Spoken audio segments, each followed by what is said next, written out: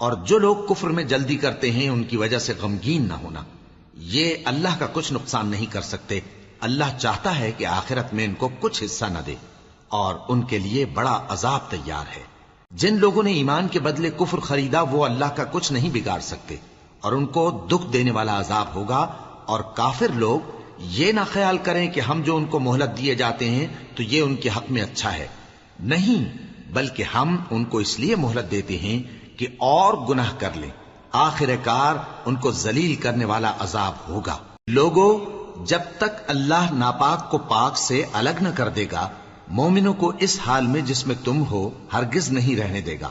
اور اللہ تم کو غیب کی باتوں سے بھی مطلع نہیں کرے گا۔ البتہ اللہ اپنے پیغمبروں میں سے جسے چاہتا ہے منتخب کر لیتا ہے۔ سو تم اللہ پر اور اس کے رسولوں پر ایمان رکھو، اور اگر ایمان پر قائم رہو گے اور پرہیزگاری کرو گے تو تم کو اجر عظیم ملے گا۔ جو لوگ مال میں جو اللہ نے اپنے فضل سے ان کو عطا فرمایا ہے بخل کرتے ہیں، وہ اس بخل کو اپنے حق میں اچھا نہ سمجھیں، وہ اچھا نہیں بلکہ ان کے لیے برا ہے۔ وہ جس مال میں بخل کرتے ہیں قیامت کے دن اس کا طوق بنا کر ان کی گردنوں میں ڈالا جائے گا، اور آسمانوں اور زمین کا وارث اللہ ہی ہے، اور جو عمل تم کرتے ہو اللہ کو معلوم ہے۔ اللہ نے ان لوگوں کا قول سن لیا ہے جو کہتے ہیں کہ اللہ فقیر ہے اور ہم مالدار ہیں۔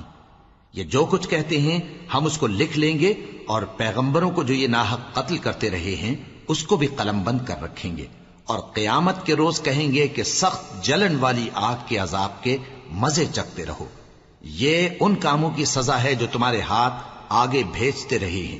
اور اللہ تو بندوں پر مطلق ظلم نہیں کرتا۔ جو لوگ کہتے ہیں کہ اللہ نے ہمیں حکم بھیجا کہ جب تک کوئی پیغمبر ہمارے پاس ایسی نیاز لے کر نہ آئے جس کو آگ آ کر کھا جائے تب تک ہم اس پر ایمان نہ لائیں گے، اے پیغمبر ان سے کہہ دو کہ مجھ سے پہلے کئی پیغمبر تمہارے پاس کھلی ہوئی نشانیاں لے کر آئے، اور وہ معجزہ بھی لائے جو تم کہتے ہو، تو اگر سچے ہو تو تم نے ان کو کیوں قتل کیا؟ پھر اگر یہ لوگ تم کو جھٹلا رہے ہیں تو تم سے پہلے بہت سے پیغمبر کھلی ہوئی نشانیاں اور صحیفے اور روشن کتابیں لے کر آ چکے ہیں کہ ان کو بھی جھٹلایا گیا تھا۔